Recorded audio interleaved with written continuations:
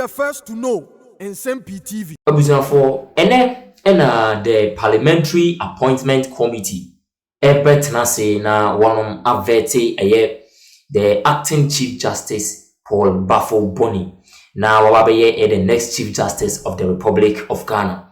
Now, in fact, and then we are expecting a lot of drama to be happening there between the minority leader Honorable Alexander Afenyo-Markin and the acting Chief Justice Paul Baffoe Boni vetting no asipa. Now, any one sonkwa the minority caucus no one eka vetting committee no credit me and dear or mubetimi atati papa up and sam no because Honorable Alexander Afenyo-Markin edika send this our question no edema say unprepared ebe meet won. Now, in fact, Dr. Paragraph Boache Dankwa enso so the Nsem-Pii to dwa the efa vetina eba bekoso ene eho and what say in fact enim guase ema o man no say ampampa yenhwe ha ema veti Paul Baffoe Boni, Justice Paul Baffoe Boni ema no be the next Chief Justice enim guase pa the more man no poto because unorthodox way and say John Dramani Mahama, His Excellency efa so former Chief Justice Gertrude Araba Isabasa Kitokno free the office of the Chief Justice. Now epokwa no assign to aso ni free Supreme Court bench no eso. In fact, na me no petitions are not seeking the removal ni no. And according to report no say enya no na Poaman committee no etitum anase thorough investigation and some of the report no come John Dramani Mahama. I will take the decision no. And Dr. Paragraph Boache Dankwa Nsem-Pii to dwa what you say e was sanke ne parliament be bisi wo hone na sa vet na be koso won ejai e di benti na be na kasa ye ni bre ni ntie enchema Paragraph Boache Dankwa edigu upon so that I'm increasingly getting very troubled and worried for this country with how we go about our issues. Of course, the former CJ was removed from office in an unorthodox way, and unorthodox because we have a democracy that must ensure that it's upholding the rule of law, and no one that is heavily colored politically by an orientation of a political party. And I'm minded to state that this Fourth Republic is extremely still young, still fragile. And so when you have an opportunity to lead government as the president, you should be guided about certain decisions that you take, which with hindsight can become historical perspectives for things to happen. And I think that one of the things that the speaker stated in moving away from the decision of the minority was that he doesn't want history to remind us of interferences, really, of parliamentary involvement in judicial work. But clearly, the lines have been drawn. It would be good to see the vetting of the day. I'm very sure that he would distinguish himself. But we want to continually remind the state government that we should allow each of the arms of government to be independent, to exercise their mandate as is given to them by the 1992 Constitution without any interference whatsoever by a certain government. And I think that if we continue to do that, we would build a lot more trust, we would build a lot more confidence, we would have people repose all the wills that they have in all of these systems of governance. The interference here, I'm not getting. You would agree that we need a substantive CJ. You have sat here and called for a substantive defense minister. So you would agree that as a country we need a substantive chief justice, not an acting chief justice. Absolutely, and I did say that in my preliminary comments that yes, it's important that we have a chief justice. I mean, I don't run away from that at all. Right. But my caution really is the manner in which the former CJ was unorthodoxly removed from government or from her role as serving as the chief justice, head of the judiciary, which which gives a bit of a dent, especially in the fragility of our democracy. We must be minded by it that less than 40 years ago, Ghana was not in the Fourth Republic. We were under some status, which I don't want to remind Ghanaians of, but those who are aware of what I'm talking about. And so coming on the backbench of the history of where we have come from and the fragility of our democracy, which is still burdened and extremely very young, and with the constitutional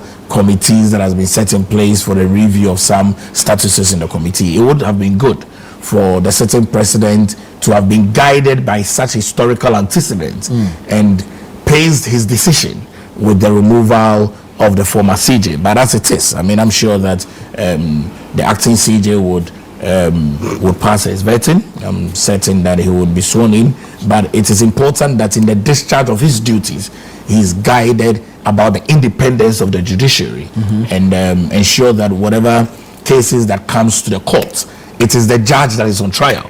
When cases come to court, it's the judge that is on trial, because you must prove the law, and we must be guided by the law and not be guided by any intrinsic motivation whatsoever. Wonder, I kind of like Pablo's choice of words. This is unorthodox, because I was going to ask him if anything untoward was done with respect to the constitution, but he chose unorthodox, so let's stay away from there. Well, I think these are legal matters, and so I will be a bit restrained, but I will state the position of the law in this regard. The removal of the Chief Justice, we are all aware the processes that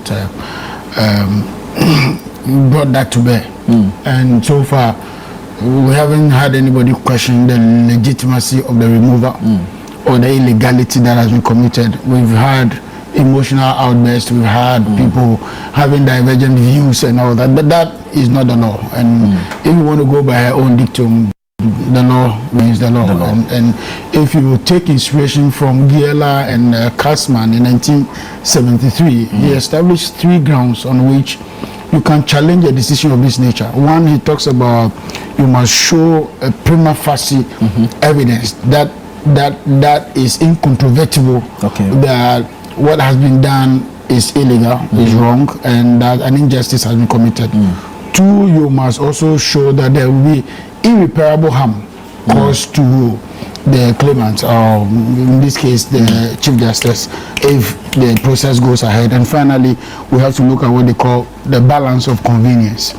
Now, in all of these 3 instances that I've mentioned, the first one, which I said prima facie, she has to establish that what was done was illegal, is wrong, illegitimate, and then cannot be a phantom.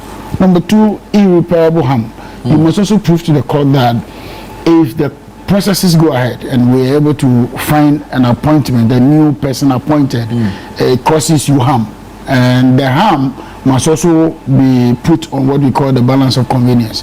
So what does the state lose if we don't have a Chief Justice? A whole state, sovereign state for that matter, doesn't have a Chief Justice. As against one man who will be losing your position. That will be the position of the judge.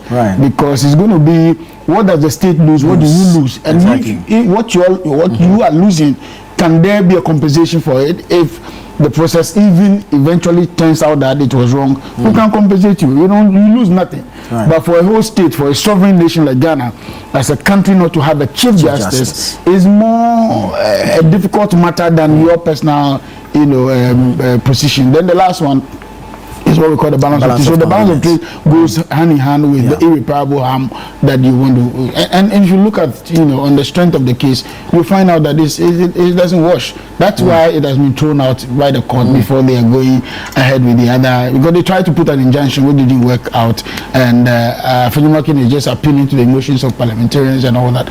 We have been in this country that cases have been in court while Parliament went ahead to do their job, because separation of powers tells us that the two of them are not coterminous. They don't. They may correlate. They may understand each other. They may work. They are independent arms. They are independent arms of government, and the Parliament of Ghana is under no restriction by no parliament, no court of this country, not to proceed with the vetting. And I think it's a call in the right direction. If things went wrong later, we discover that she was removed, wrongly by the same Supreme Court, there is a way to compensate or amend some of these issues, and life will go on, as it were. But to leave that position vacant, and how long is the case going to be in court? So if we're in court for 5 years, Ghana doesn't have a chief justice because of one woman, one man out there. It cannot be. And so I think that we are proceeding very cautiously. I will be looking forward to see this vetting. I know the minority may stage a walkout or may not. Yeah, I was going to ask about that. Coming events, they say cast their shadows. They cast their shadows. If you see how the posturing so far, tells that you expect them don't to want be to there. be part. But I don't have a problem with that. I wish they were part, or they would be part, because this chief justice is already 68 years old. He's likely to be in office for only 2 years, and a new one will be appointed. What do you stand to lose? What do you stand to gain as a party that has just left power 2 months ago? A long time. No, you've just left power 2 months ago. No, I'm referring to the CJ and the number of years he would have if he is indeed approved. Okay, I agree. It is not even how long. Justice Georgina Wood was on the seat for how many years? We are talking about how many, 15 or so years, 11 or 12 years or what? I don't remember what it is. But we all stayed with that. We were in opposition with her. We came back to power with her, and even throughout the tenure, our tenure, she was still at power. So it cannot be that you want somebody that you are comfortable with and all that. It cannot be always our way. Political parties must learn the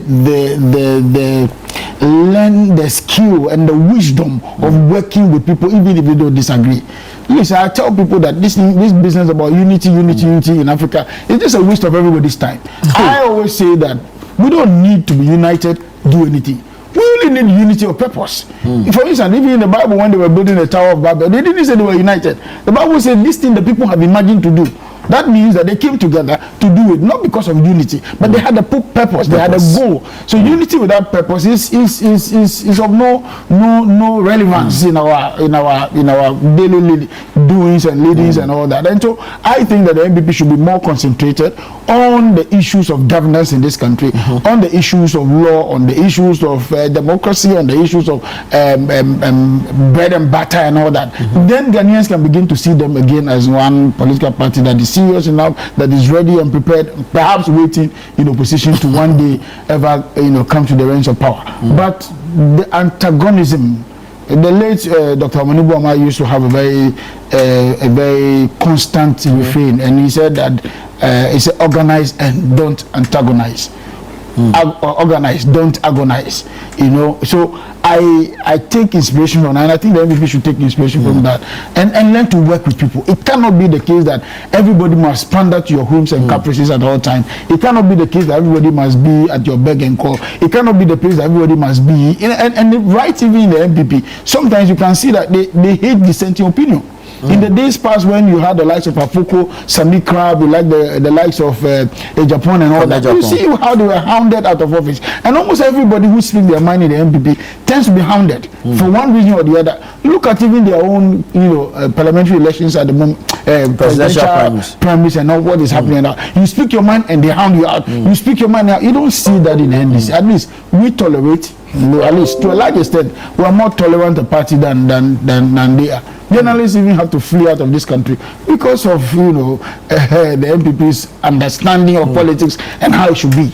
It cannot be the case that once you are in power, everybody must pander to your whims and caprices. No doubt, almost all the state institutions have collapsed. I mean, many of them have been losing revenue, even to the tune of Bank of Ghana, which is one of the most strategic, one of the most formidable institutions in this country. We're even losing revenues and all that because everybody was just, pandering to the whims and caprices of one man out there who thinks that everything must go along their line. The economy also crashed because of one man. So they need to learn to accommodate dissenting opinion. They need to learn to work with people who don't necessarily agree with them. And they also need the wisdom and the understanding that governance is not all about how much I can take, but rather about how much we all bring to the table.